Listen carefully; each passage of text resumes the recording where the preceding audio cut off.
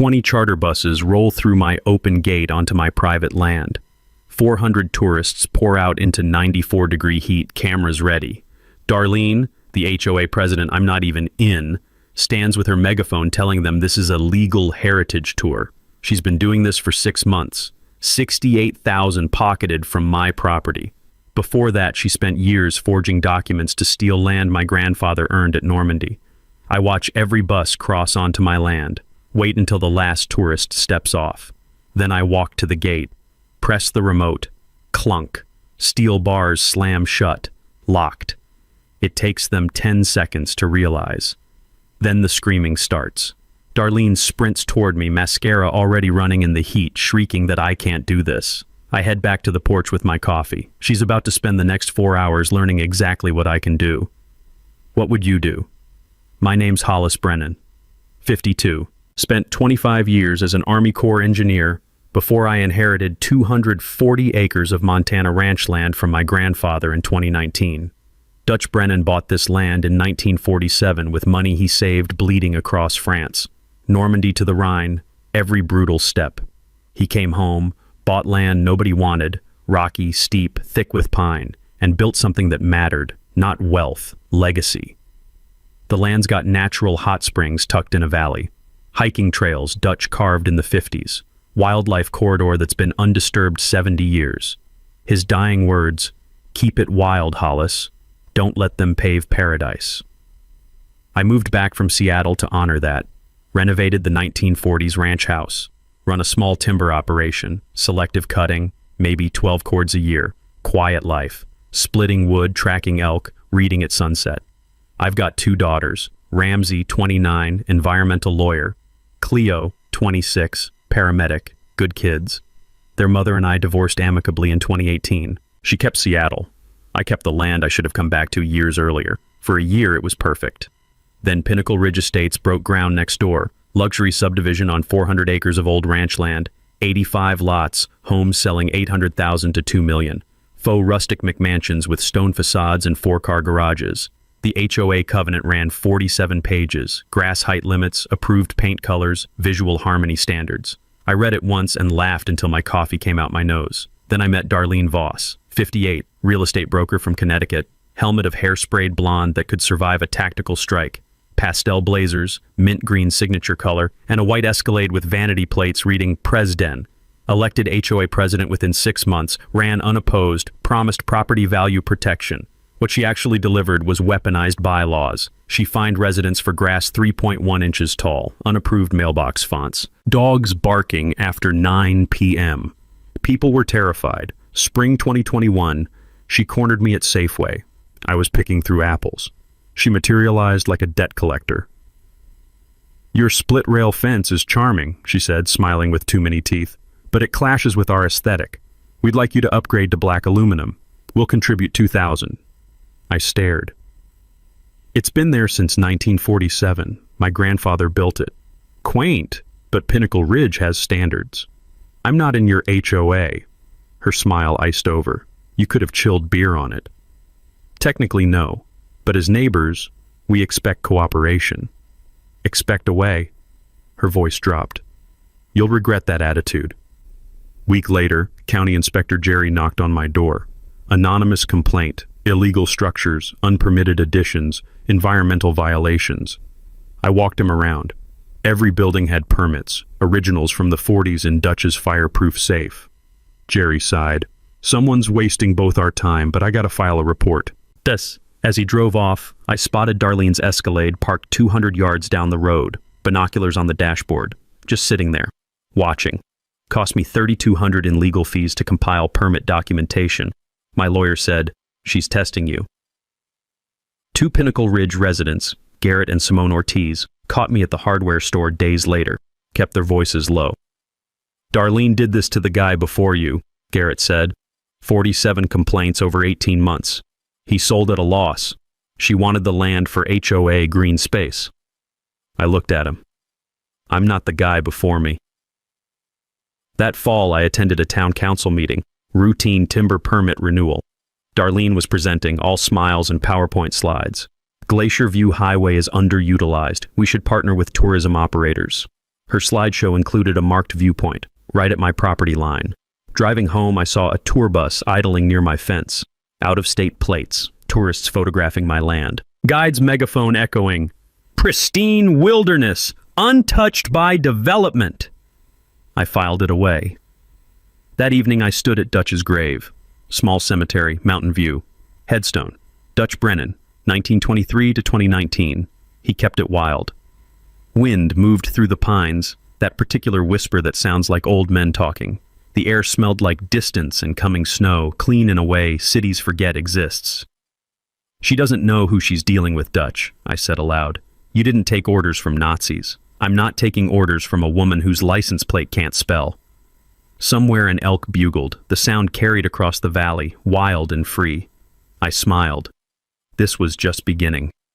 Fall 2021, Darlene filed a petition with the county. Official letterhead, legal stamps, the whole show. Petition to recognize historic public easement.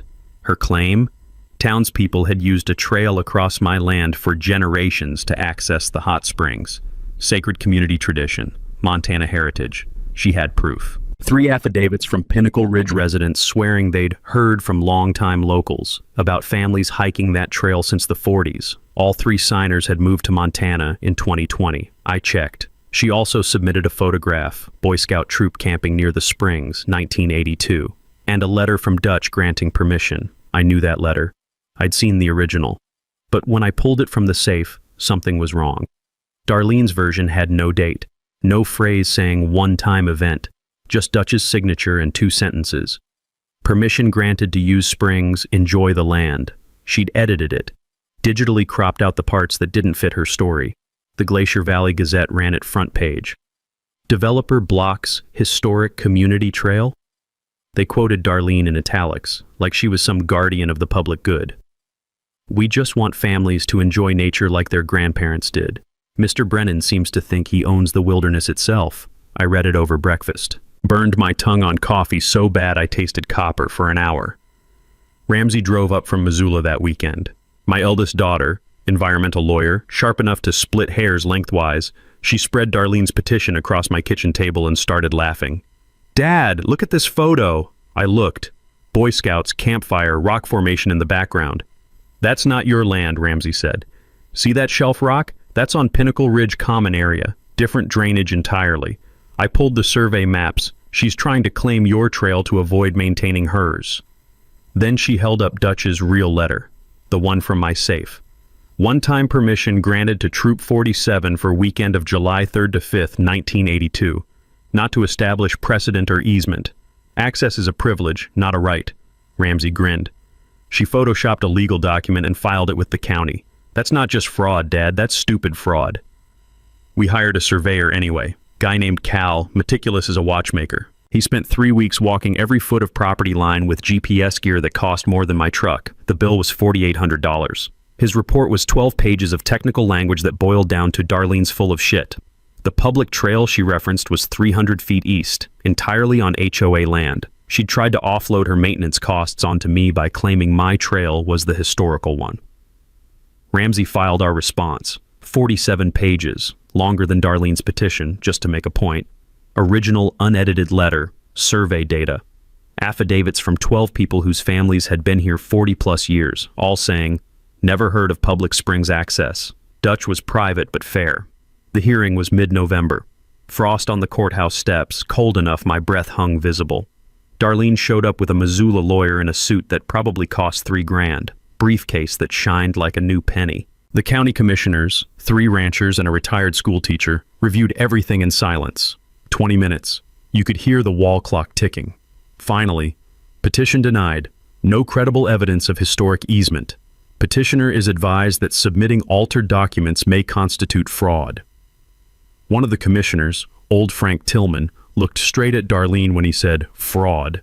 Let the word hang there. Outside, Darlene caught me by my truck. Her face was scorched red, voice shaking like she was trying not to scream. "You think you've won? I have resources you can't imagine. Family money. Legal budgets that'll bury you in paperwork for years."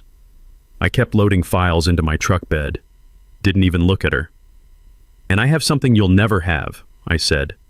Actual roots here. People know my family, they don't know you. Enjoy your isolation, hillbilly. She spit the word. When I'm done, you'll beg to sell. I climbed in, started the engine. In the rear view, she just stood there, fists clenched, frozen. That night I sat on the porch with Maker's Mark, Dutch's whiskey of choice because he said expensive bourbon was for people who didn't actually like bourbon. I opened his journal to the 1982 entry. The leather cover had gone soft from his hands over the years, pages thin as onion skin now. Told that scout leader he could use the Springs one weekend. Good kids. But I made it clear, this land is a trust, not a commodity. The day I let strangers think they own it, I've failed.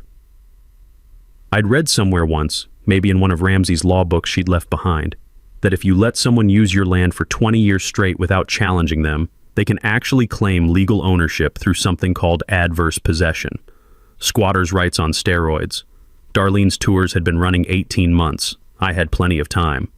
But I wasn't planning to wait. Around town, Dale Hutchins mentioned it at the coffee shop.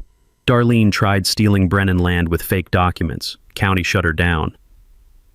Linda from the bakery nodded hard. She fined my son $500 for parking his work truck in his own driveway. Commercial vehicle violation. He's a plumber. People were noticing. But the Pinnacle Ridge folks stayed quiet, too scared. Driving home, I passed 2 tour buses at the pullout. Tourists out with cameras aimed at my land like it was Yellowstone.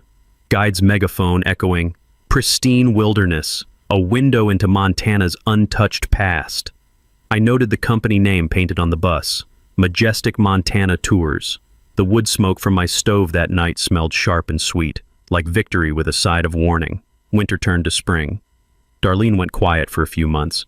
I thought maybe she'd learned. I was wrong. She just changed tactics. If she couldn't legally claim my land, she'd profit from it anyway. March 2022, tour buses started showing up daily. Big 40-foot charter coaches, diesel engines rumbling even at idle. They'd pull into the public pullout right against my fence, and tourists would pour out with cameras like they'd found the Grand Canyon. At first they stayed roadside. Annoying, but legal. Then one morning I was repairing fence and heard laughter from the pullout, the high-pitched excitement of people on vacation who think everything's included in the package. I moved quiet through the pines. Dutch taught me to walk without snapping twigs, and stayed low. What I saw made my jaw clench. A tour guide in a Majestic Montana Tours polo was holding up my barbed wire fence, holding it up, while 30-some tourists ducked through onto my property. "Careful of the wire," she called, cheerful as summer camp. "This is the authentic experience. The owner's old-fashioned, but this land's been shared by the community for generations." Generations. Parroting Darlene's dead easement claim like scripture. They trampled wildflowers, scattered an elk herd, took selfies with my springs. I pulled out my phone, started recording, didn't say a word. The guide never saw me. That night, I pulled county business records for Majestic Montana Tours. 20 minutes online, public information, Delaware Shell Company, standard. But buried in the ownership structure, there she was, Darlene Voss, 30% partner. I sat back, stared at my laptop screen. The math worked itself out in my head without me even trying. Engineer's curse. $60 a head, 40 people per bus, 3 runs a week. She was pulling over $1,000 weekly off my land. 33 grand in 6 months, heading for 68,000 annually. She wasn't harassing me, she was farming me. I called Ramsey. She owns part of the tour company? 30% stake, I said. She's not just trespassing, she's monetizing it. Ramsey went quiet. Then, "Dad, that's commercial exploitation. You can sue for..." "I can do better than sue." By April, I'd posted no trespassing signs every 50 feet. Montana law needs that spacing for charges to stick, something I'd learned during a property dispute case years back when a surveyor friend explained how to properly mark boundaries. 8 trail cameras went up, motion-activated cellular upload, every trespasser time-stamped and sent to my phone. 2 weeks, 15 documented incidents, all deliberate, all guided. Sheriff Chuck's office smelled like burnt coffee and old paperwork when I dropped off the complaint. He flipped through my printed evidence, photos fanned across his desk like a poker hand. "Hollis, this is solid," he rubbed his face, "but I've got 2 deputies and 600 square miles. I can't babysit your fence." "Just need it on record, Chuck." He stamped it. "Done. And off the record, Darlene's pissing off the wrong people. Her HOA folks are starting to organize." The tour company updated their website in May. I found it myself this time, couldn't sleep, figured I'd see what lies they were selling. Photos of my hot springs, taken from my land. Marketing, experience Montana's last frontier, walk pioneer trails. New fine print at bottom. Access subject to landowner discretion. Added after my lawyer's cease and desist, no doubt. The damage kept mounting. I photographed everything. Fence section destroyed, 150 feet, 800 to repair. Cigarette butts in elk calving grounds. Beer cans in the creek. Human waste 20 feet from the springs. Cleo visited in June. Found me hammering fence staples for the third time that month. She watched for a minute, then set her coffee down. Dad, you look like hell. I'm fine. You're spending every day fixing what strangers break. You can't win defending. You're an engineer. Build something. That stuck. Same week, town council debated Darlene's scenic byway proposal. Hotel owners loved it. Dale from the hardware store stood up. Bus tourists photograph and leave. We get traffic, not revenue. Garrett Ortiz stood too. I live in Ms. Voss's HOA. Half of us know she's profiting personally from this. It's not about community, it's about her. Darlene's face went crimson. She adjourned early. That night I hiked to the springs under a full moon. Found graffiti carved into Dutch's 1955 pine. Jake plus Emma 2022 in a heart.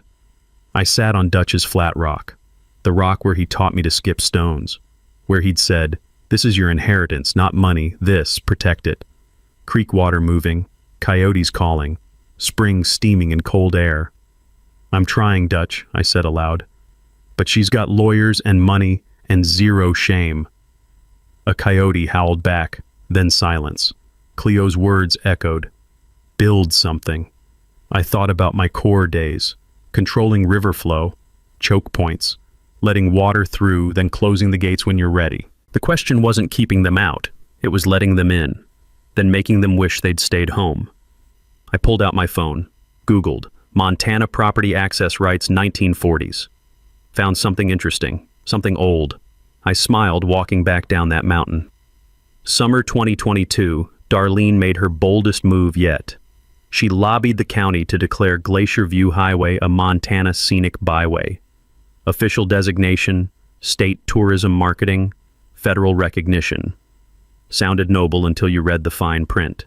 Scenic byways required public access viewpoints every 5 miles. Safe pullouts where buses could stop. Tourists could gawk. Instagram could happen. Darlene's proposal included a mandatory viewpoint at exactly one location, where my driveway met the highway. The County Planning Commission scheduled a vote for September, public hearing in August. Darlene stood at the podium in a lavender blazer, hair sprayed into submission, smiling like she'd already won. This viewpoint offers the safest pullout and most stunning views in the entire corridor. Mr. Brennan's driveway intersection is perfect. Ample space, minimal traffic impact. He's one property owner. We're talking about our region's economic future. Translation: she wanted legal protection for her tour buses to park at my property line 8 hours a day. I sat in the back, didn't say a word, just listened. That night I couldn't sleep. 2 a.m. I gave up and pulled Dutch's original deed from the safe. The paper was thick, yellowed like old bone, edges soft from decades in that fireproof box. I'd read it 100 times, but this time I actually read it. There was a section in the property description I'd always skimmed over. Legal language from 1947, the kind that makes your eyes glaze, including all rights of ingress and egress where said property meets U.S. Highway 2, including control of approach strip extending 20 feet north and south of center line of access point. And I read it 3 times, then I called Ramsey at 7 a.m. She answered groggy, "Dad, it's Saturday." "Listen to this." I read the passage. Silence. Then I heard her sit up. "Say that again.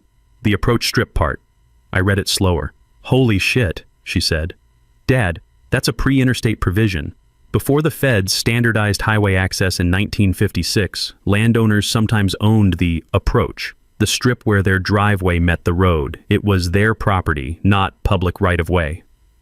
In English? You might own a 40-foot section of what looks like public highway, which means you could gate it. The words hung there. "Could," I said, "or do." "Let me make some calls." She contacted a property law professor she'd studied under. He got excited. Apparently these old provisions are rare as hen's teeth now. Most got condemned or purchased by states during highway expansions. But Montana was slow to update rural roads, Ramsey explained on our next call. And your grandfather's deed predates the change. If the county never formally condemned or bought that approach strip, it's still yours. How do I prove it? Survey. Modern one, confirming 1947 boundaries. I hired Cal again. Same surveyor, same meticulous work. This time it cost $4,800 and I didn't even blink. Money well spent if it meant what I thought it meant. 3 weeks later, Cal handed me a report with maps that looked like they belonged in a museum and a courtroom simultaneously. This is a unicorn, Hollis, he said, tapping the highlighted section. Your approach strip is intact.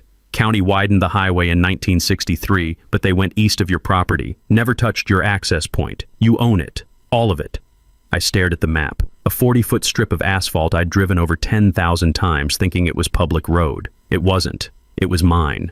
Ramsey filed a notice of intent with the county clerk on September 1st. Official paperwork. Notice of intent to exercise private access control rights per deed, 1947-MT-392.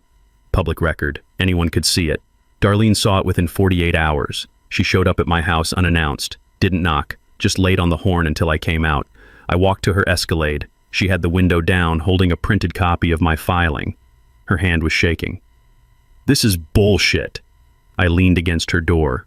Casual. Which part? You can't block a highway. I'm not blocking the highway. I'm controlling my approach strip. The highway's 10 feet west. Totally accessible. I will sue you into the ground. You're welcome to try. My lawyer's cheaper than yours. I smiled.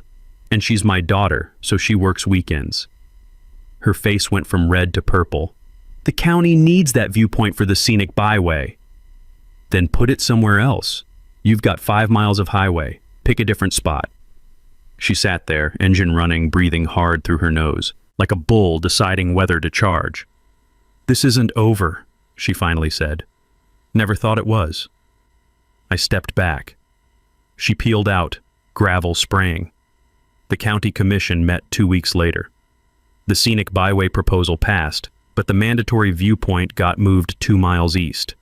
Different landowner who'd negotiated a payment from the tourism board. Darlene's plan for legal protection at my driveway, dead. But her tours kept running. She still had revenue, still had her business, still had 6 months until her debts caught up with her. I didn't know that part yet. That discovery would come later. What I knew was this. I had a legal right to gate my approach. I'd filed my intent. Darlene knew I could act, but I didn't build anything. Not yet, because I'd learned something from watching her. She was impatient, desperate. She'd pushed too hard on the easement, lost. Pushed too hard on the scenic byway, lost again. If I installed a gate now, she'd have months to prepare, lawyer up, find loopholes. Better to let her think the filing was just paperwork, just me covering legal bases. Let her keep running tours, keep getting comfortable, keep counting that money. And when the moment was right, when she was most exposed, most confident, most committed, then I'd spring the trap. The local newspaper ran a story. Landowner exercises century-old property right. Patricia Mail, the editor, had done her homework, interviewed the property law professor, explained the history, presented both sides. Comments section exploded. Half the town, good for him, it's his land. Other half, selfish hoarder blocking economic growth. Dale caught me at the hardware store. You've got more support than you think. We're just quieter than Darlene's people. I bought a spool of high-tensile wire, some fence staples, a few 2x4s. Dale rang me up, didn't ask what it was for. You need help installing anything, he said. You let me know. Appreciate it, Dale. I loaded everything into my truck, drove home, didn't use any of it, not yet. That evening I walked the property line at sunset. The approach strip, my approach strip, sat there innocent as could be, just asphalt, just a driveway. But I was seeing it different now, not as access, as a gate, a 40-foot choke point where 20 buses could fit bumper to bumper, trapped between my land and a bridge ahead that couldn't hold their weight. I stood there until the stars came out. The September air had that first edge of cold. Elk were bugling up on the ridge, that sound that's half scream, half song. Dutch used to say you could tell a lot about a man by how patient he could be. Germans thought they had patience, he'd told me once. Dug in for winter, but we had more, waited till spring. Then we moved. I wasn't moving yet, but I was ready. October 2022, leaves turning gold and the tourist season winding down. Darlene's buses still running, but less frequently now. 3 times a week instead of daily. Ramsey came up for the weekend. Brought her laptop, said she wanted to work remote, enjoy the quiet. But Saturday morning over coffee, she got that look. The one that meant she'd found something. "Dad, I need to show you something." She spread financial documents across my kitchen table. Public records, business filings, loan documents, all stuff you can pull if you know where to look and have a lawyer's access to databases. "I was preparing defensive research," she said, "in case Darlene sues over the approach strip, so I pulled everything on Majestic Montana Tours." She pointed to a loan document. "The company owes $340,000. Equipment loans, bus leases, operating capital, and they're 90 days behind on payments." I looked at the numbers. 90 days behind means default notices, creditors circling. She pulled up another page. "And look who personally guaranteed the loans." Darlene's signature, right there in blue ink. "If the company goes under," Ramsey said, "creditors can come after her personal assets, house, car, bank accounts." Then she showed me the HOA documents. Pinnacle Ridge had taken out a $1.2 million bond in 2021. Community improvements, clubhouse, landscaping, that ridiculous monument sign at the entrance. "Bond payments due March 2023, Ramsey said. 6 months from now, $180,000. Can they cover it? She showed me the HOA budget. Public record, has to be disclosed to homeowners. They've got $31,000 in reserves. They're short $149,000. I sat back. How's Darlene covering this? She's not. She's hoping. Ramsey pulled up a spreadsheet she'd built. "Look, tour company brings in about $50,000 monthly during peak season. Darlene's 30% cut is $15,000, but operating costs eat most of that. She's barely staying afloat." She tapped the screen. "If tours stop for even 2 weeks during peak season next summer, the company can't cover loan payments. Default, bankruptcy, creditors seize everything. And without her tour income, she can't secretly funnel money to cover the HOA bond gap." The picture came together. Darlene wasn't just greedy, she was drowning. Her ex-husband had taken half their assets in the divorce. She'd overextended on the tour company. She'd probably used her HOA position to push through that bond, thinking she could make the budget work. Now she was trapped. The tours weren't about harassing me. They were about survival. "She needs next summer's tour season," I said. "Desperately. June through August is when she makes 70% of annual revenue. If something disrupted that, she collapses." Ramsey nodded. "Company folds, personal bankruptcy, HOA bond defaults, and she's liable as the president who signed it. She'd lose everything." I thought about that. Part of me felt something almost like sympathy. Then I remembered her screaming hillbilly at me, remembered forged documents, remembered tourists trampling Dutch's land while guides lied about community tradition. The sympathy evaporated. "When's peak season start?" I asked. "Mid-June. Biggest corporate bookings are 3rd week of June. I saw one on the tour company's site, Synergy Solutions, some tech company retreat. 20 buses, 400 people, $72,000 gross revenue." Darlene's cut? $21,600. Single biggest payday of her year. I looked out the window. Snow already dusting the high peaks. 6 months until June. "What if those 20 buses showed up," I said slowly, "and couldn't deliver what they promised?" Ramsey leaned back. Synergy would demand a refund, probably sue for breach of contract. And Darlene? Probably already spent the deposit. She'd owe money she doesn't have. Company folds. She's done. We sat quiet for a minute. Coffee getting cold. "I could just sue her now," I said. "Commercial trespass, damages, years of harassment." "You could. Might win. Might take 3 years and cost you $40,000 in legal fees. Or?" Ramsey smiled, looked just like Dutch when he'd figured out a solution to a problem. "Or you let her commit to that 20 bus payday. Let her spend the deposit. Let her promise 400 people access to land she doesn't control. And then? Then you remind her what a property line actually means." I thought about Dutch, about Normandy, about men who had patience to wait for the right moment. "I'm not doing this for revenge," I said. "I know. It's about the land, protecting what Dutch built. I know that too, Dad. But we both knew revenge was part of it. Justice and revenge aren't always different things. That night I sat on the porch with Maker's Mark. The stars were out, sky clear and cold. I could see my breath. Somewhere in Connecticut or wherever she'd come from, Darlene probably thought she was safe, thought her lawyer and her money and her title made her untouchable. She had no idea she was standing on a trap that hadn't sprung yet. I raised the glass to the mountains. Patience, Dutch, I said, just like you taught me. The wind answered. November 2022. First real snow came and the tour buses stopped running. Off-season. Darlene's revenue stream dried up until spring, which gave me 6 months to build. I'd been an engineer for 25 years, designed bridges, dams, flood control systems. The Army Corps taught me to think in terms of flow, pressure points, controlled release. This wasn't so different. The concept was simple. My approach strip was a choke point, 40 feet of private land that looked like public road. If I put a gate there, I could control vehicle access to my entire property. But timing mattered. Close the gate too early, buses wouldn't enter. Too late, they might scatter. I needed them committed. All of them. Trapped between my property and that weight-limited bridge a quarter-mile ahead. I started with the engineering, pulled out old CAD software, still had my license from Corps days, and modeled the approach. Measured everything.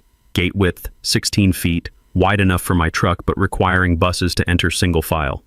Height, 7 feet, enough to prevent climbing. Material, steel, industrial grade. Foundation was critical. Montana frost line goes 4 feet deep. Posts had to go deeper or they'd heave come spring.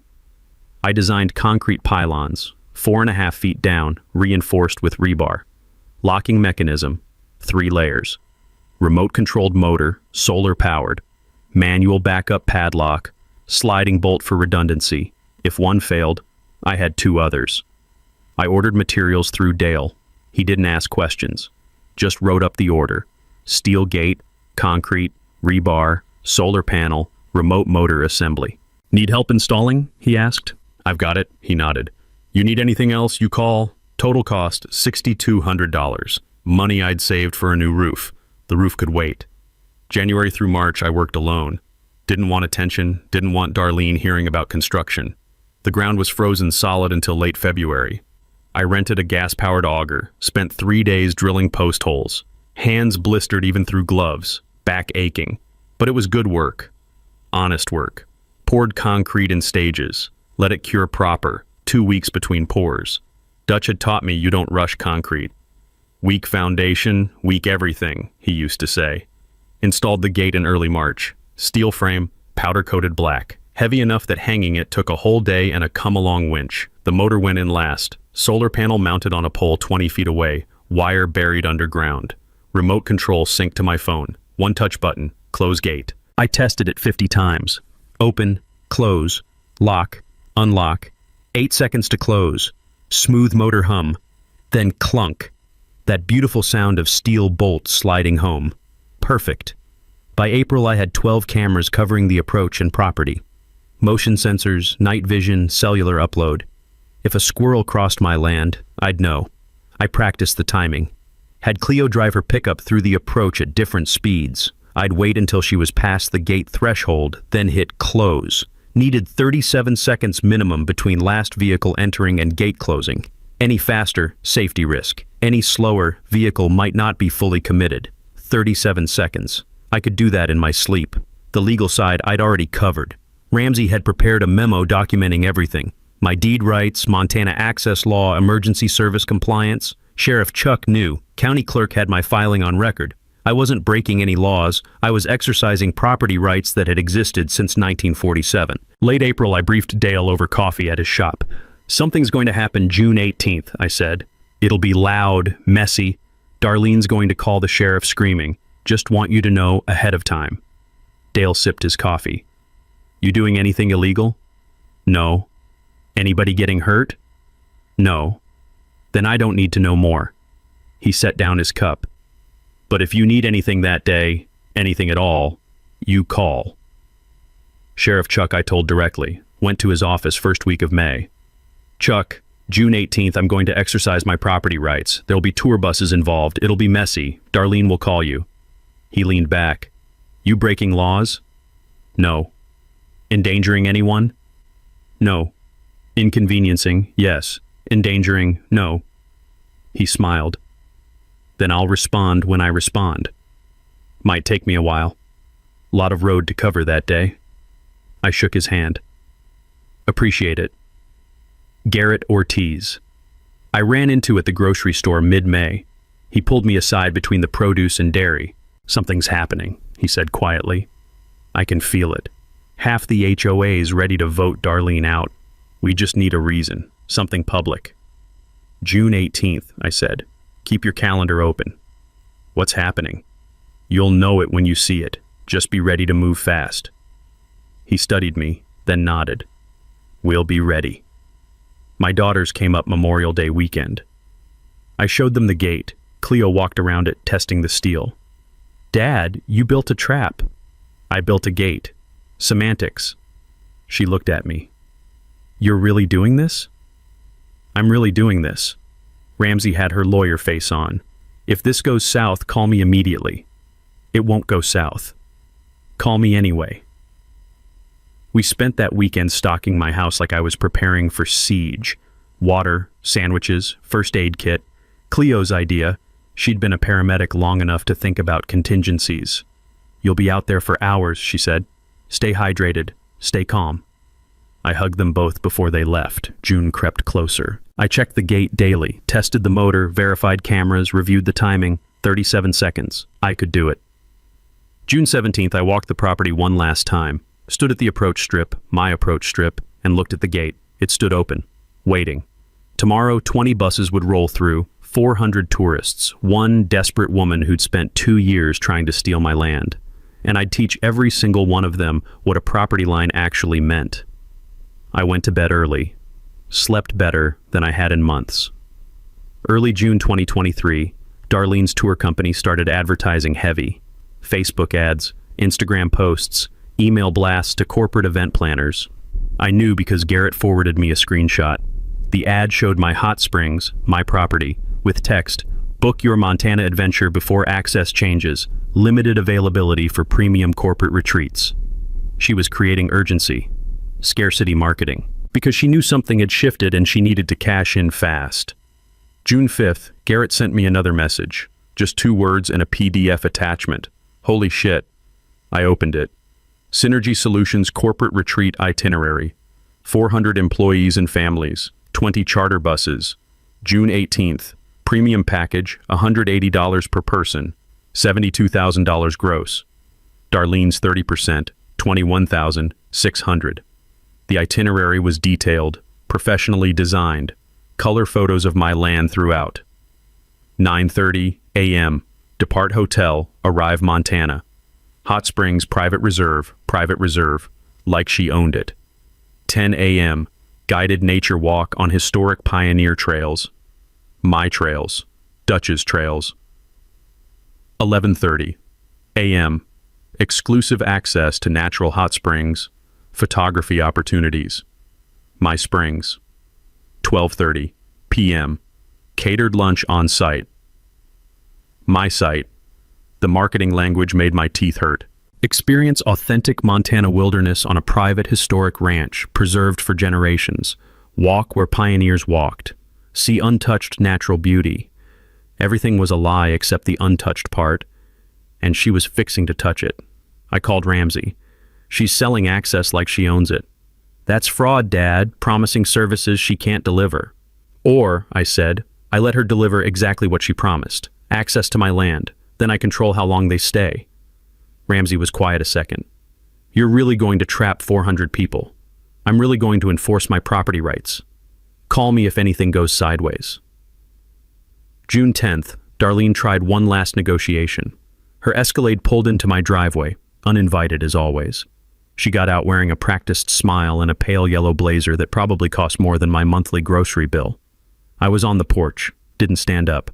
She walked halfway to the steps, stopped there like she'd hit an invisible wall. Hollis, let's be adults about this. I sipped my coffee, said nothing. I have a corporate event on the 18th. 400 people. I'm prepared to pay you $5,000 for 1 day access to your turnaround area, just for parking. No. 10,000. Cash. No. The smile started cracking. You're being unreasonable. These are families, children. You'd ruin their vacation out of spite? You're selling access to land you don't own. That's fraud. I don't negotiate with criminals. Her mask dropped completely. Voice went cold and hard. I've already been paid, Hollis. Synergy gave me a 50% deposit. $36,000. If I cancel, I have to refund it. Money I don't have. So those buses are coming, and if you interfere, I will sue you for tortious interference with business relationships. I set down my coffee, looked at her straight. Looking forward to it. She stood there, breathing hard, fists clenched.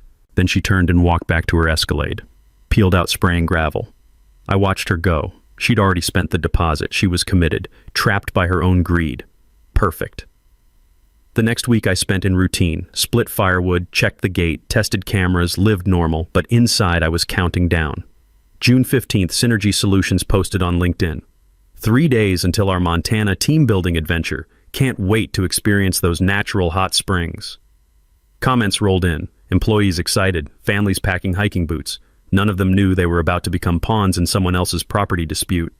I almost felt bad for them. Almost. June 16th, I got a text from Dale. Whatever you're doing tomorrow, good luck. From Chuck. I'll be patrolling the North County all day tomorrow. Might take a while to get to calls from your area. From Garrett. HOA board is ready. We've got the votes. Just need the catalyst. Everything aligned. That evening, I sat on the porch with Dutch's journal. Read the entry from June 1944, day before D-Day. Tomorrow we hit the beach. Some of us won't make it, but we're going anyway because some things are worth fighting for. Not glory, not medals, just the right to go home and live free on our own land. That's all any man should need. I closed the journal. Tomorrow I wasn't storming a beach, just closing a gate, but the principle was the same. My land, my rules. I went to bed at 10, set my alarm for 6, slept like a stone. June 18th. 0:30. The alarm went off, but I was already awake. Made coffee, sat on the porch watching the sky lighten. Weather forecast. Clear, sunny, high of 94. Perfect. 6 a.m. I checked the gate one last time, opened it wide, cameras online, phone charged, app open. The one-touch close gate button sat there on my screen, waiting. I made a second pot of coffee, stronger this time. Then I sat in my rocking chair and waited. 7:30, the first text came, from Garrett. Buses just left the hotel, ETA to you, 9:30. I texted back, Roger. 8:15. I heard them before I saw them. That diesel rumble, 20 engines running in convoy. The sound got louder, closer. I stood up, walked to the porch rail, phone in my hand. 8:45, the first bus appeared on the highway, then another, 20 buses. Rolling toward me like a slow-motion invasion. The lead bus slowed, turn signal on. It turned onto my approach strip, my land.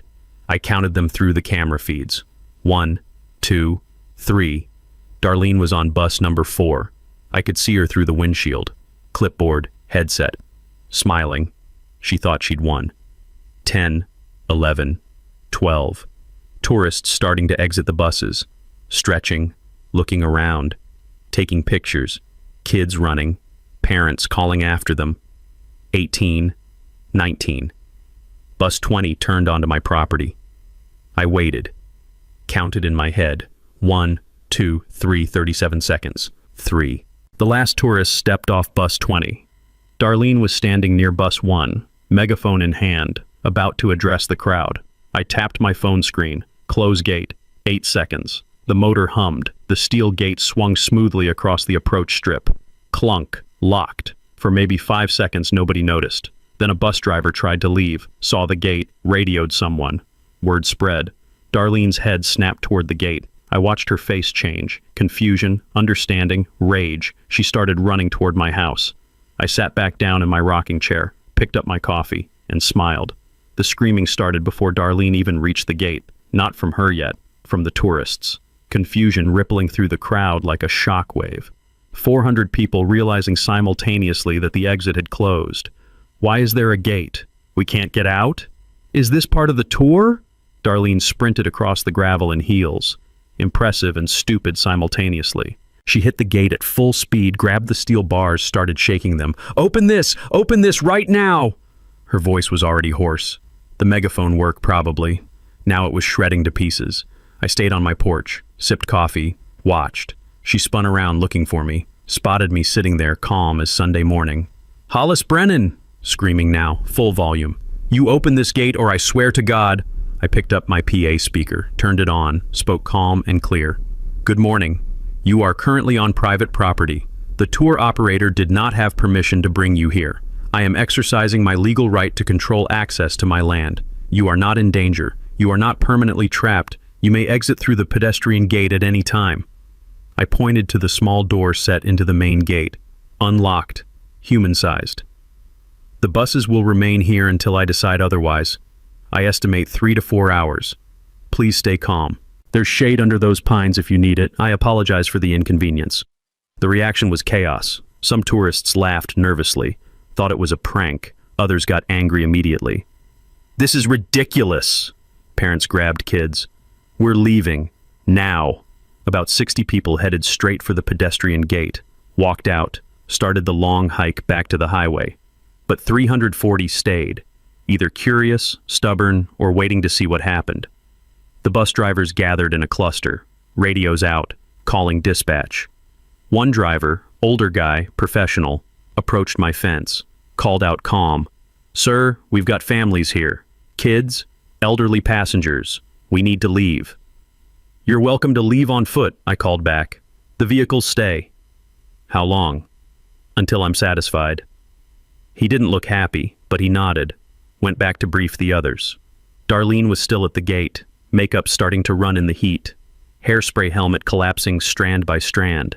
She'd stopped screaming, which somehow felt more dangerous. 9:45.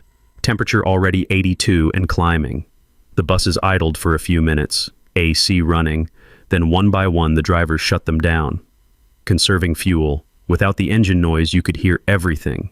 Kids whining, adults complaining, the low murmur of 300 people realizing their vacation just derailed. 10 a.m.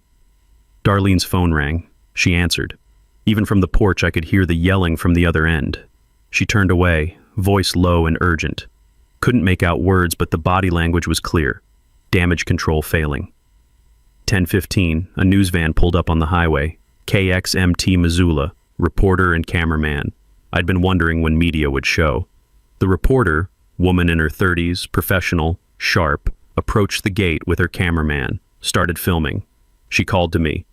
Mr. Brennan, Jenna Torres, KXMT, can we get a statement? I walked to the fence, stayed on my side. I'm protecting my property from commercial exploitation. The tour operator, I gestured to Darlene, was notified months ago she did not have permission to use this land. She proceeded anyway, committing fraud against her clients by selling access she didn't have. I'm exercising my legal right to control access. Everyone can leave on foot. The buses remain until I'm satisfied. How long will that be? As long as it takes. I pointed to the cameras mounted on posts. I have 6 months of documented evidence. Trespassing, property damage, commercial exploitation. All time-stamped, all backed up. This ends today.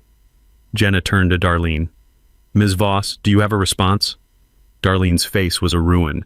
Makeup streaked, hair wild, sweat stains blooming dark on her blazer. This is illegal imprisonment. He's holding 400 people hostage. Ma'am, are people free to leave on foot? Darlene sputtered. That's not, they can't just, so they can leave? The buses are on his private property without permission, Jenna said. Not mean, just factual. Darlene looked like she'd been slapped. The camera kept rolling. 10:30, Sheriff Chuck pulled up, took his time getting out, surveyed the scene with the expression of a man who'd seen this coming. Darlene ran to him. Sheriff, arrest him. False imprisonment, reckless endangerment.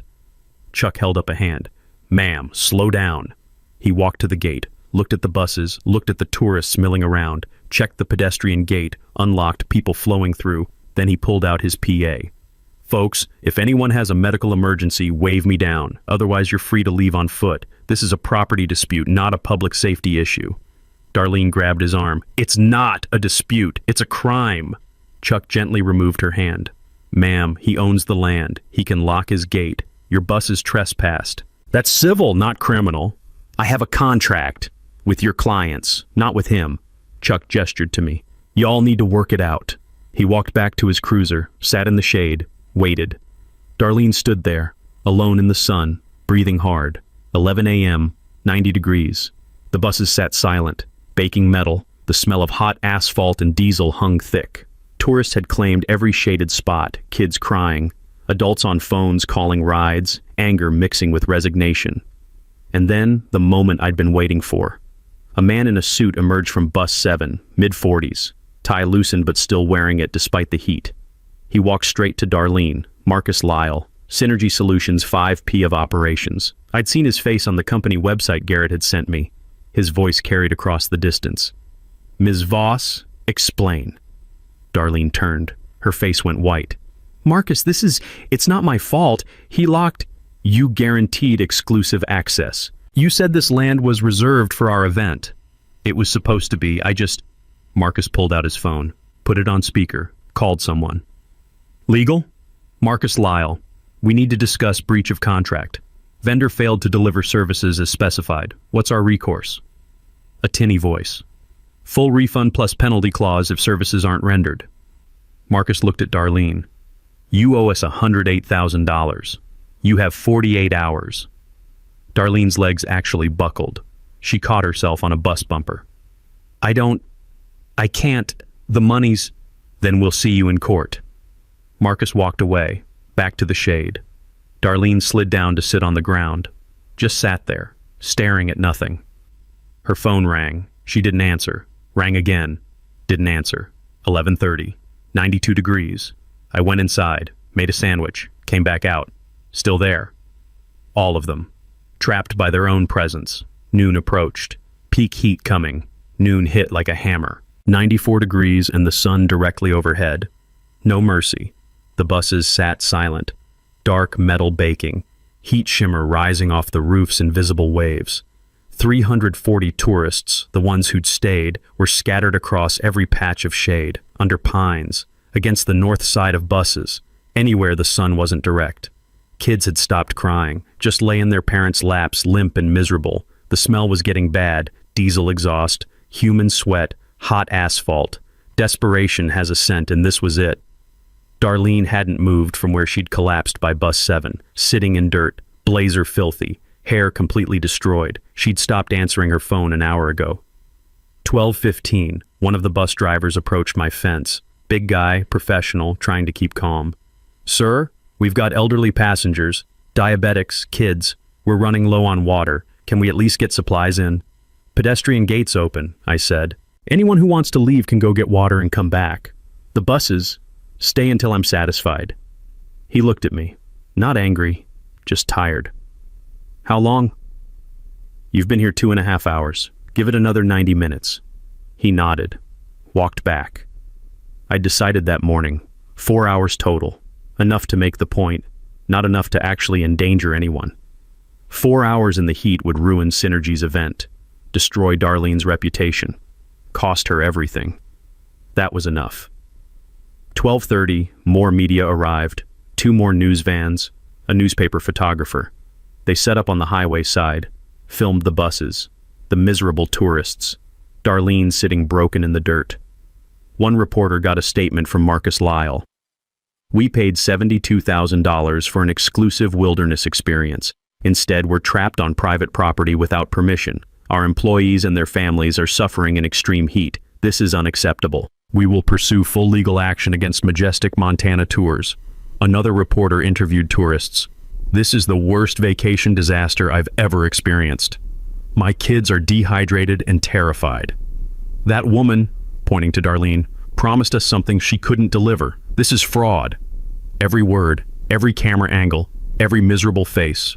Darlene's business dying in real time. 12:45, Patricia Meal from the Gazette arrived. She'd been waiting for this. I'd told her something was coming. She walked to my porch. I invited her onto my property. Hollis, hell of a thing you've done here. Just enforcing property rights. She pulled out a notebook. I'm running a full story tomorrow. Want to give me the background? I handed her a USB drive. 6 months of trespassing documentation. Financial records showing Darlene's ownership stake in the tour company. Timeline of harassment. Copies of forged documents from the easement attempt. It's all there. She looked at the drive. This goes live tomorrow morning. Good. She looked at the scene. Buses, tourists, Darlene. You know you're going to be the villain to a lot of people. And the hero to others. Can't please everyone. She smiled. No, you can't. 1 p.m. peak heat, 94 degrees exactly. I stood up, stretched, picked up my PA. Attention, I am now opening the gate. Please proceed safely and leave my property immediately. Do not return. I pulled out my phone, tapped the screen. Open gate, 8 seconds, motor whir. The gate swung wide. For about 3 seconds, nobody moved, like they couldn't believe it. Then chaos. Bus engines roaring to life simultaneously.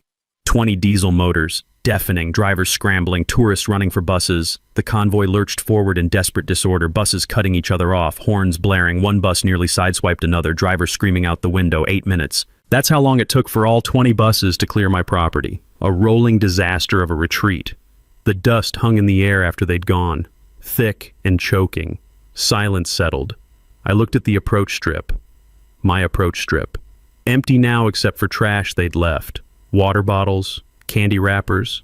I'd clean it later.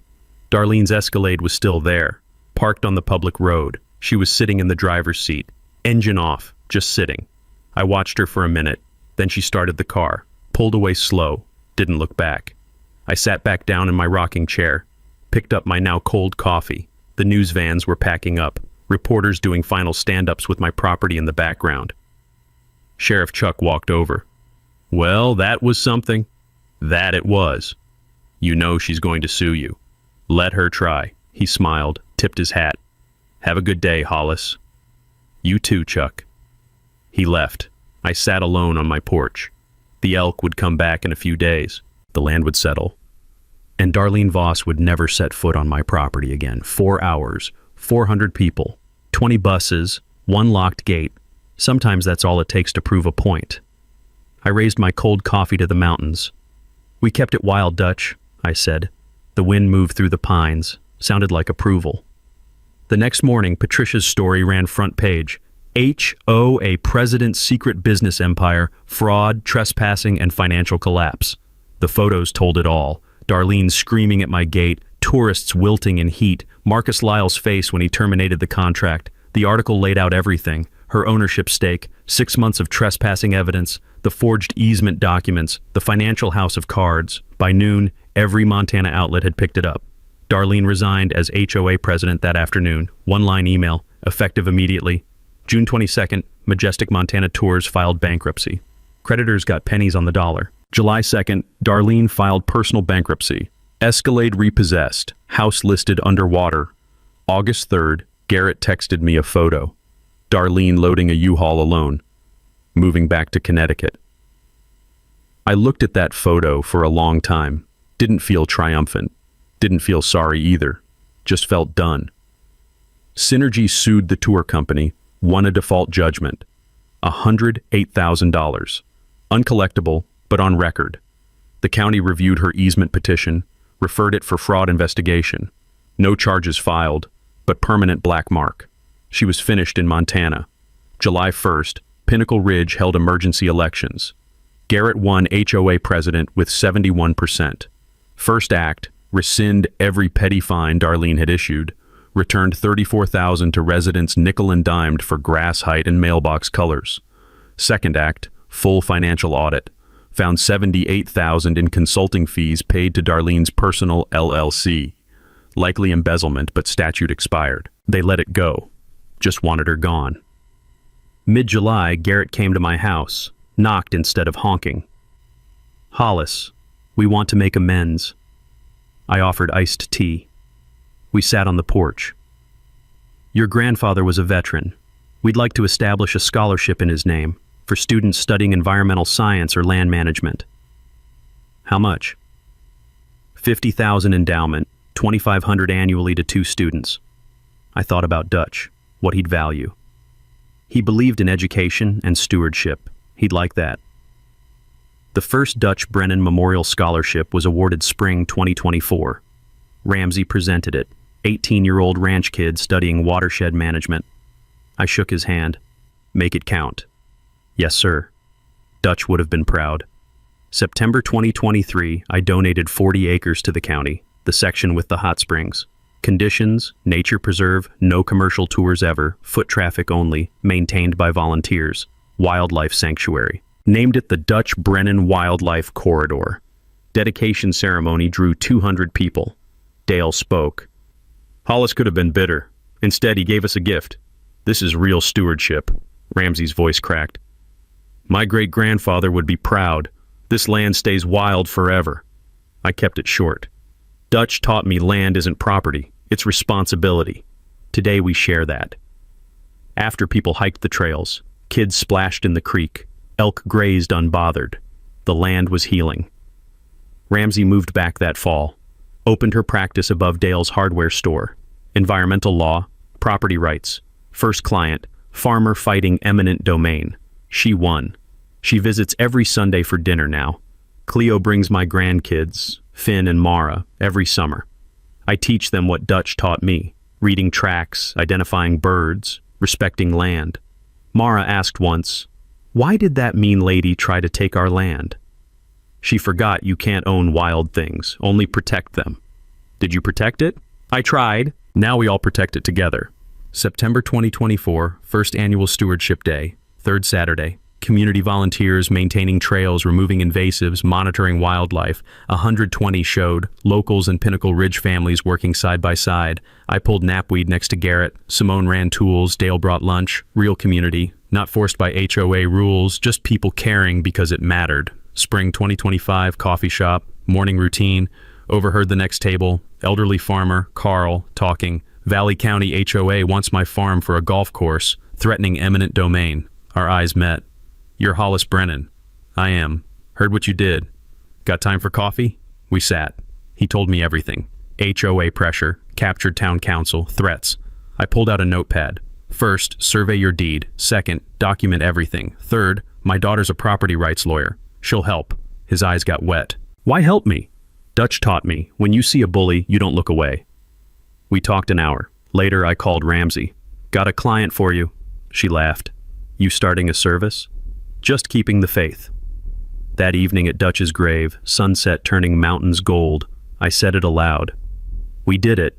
Lands protected, scholarships running, people are learning. Wind through pines, that particular whisper. I smiled, turned back. Behind me, the preserve, hikers, kids laughing, elk grazing. Ahead, ranch house, light in windows, home. The gate stood open, always open now. The threat was gone. I looked at the mountains, breathed clean air, heard the creek. Worth it? Yeah, it was worth it. Look, Hollis spent 2 years getting pushed around by someone who thought a title and an HOA handbook made her untouchable. And you know what finally stopped it? An audit from 1947 with language nobody remembers existed. A 40-foot approach chief that looked like public road, but wasn't. She never even checked, just assumed. Kept selling tools, pocketing that 30%, thinking he'd eventually give up. But Hollis is an engineer, 25 years with the Army Corps. You don't build bridges by rushing, you measure.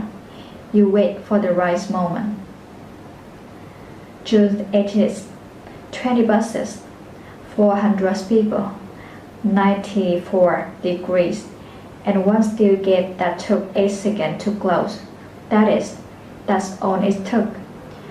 I think about that sometimes, how much damage people like that do because nobody pushes back. Most folks just fight the fight, sell the land, whatever, because fighting feels impossible. But it's not. It just requires patience and reading the damn paperwork. Now there's a wildlife reserve where the buses used to trespass.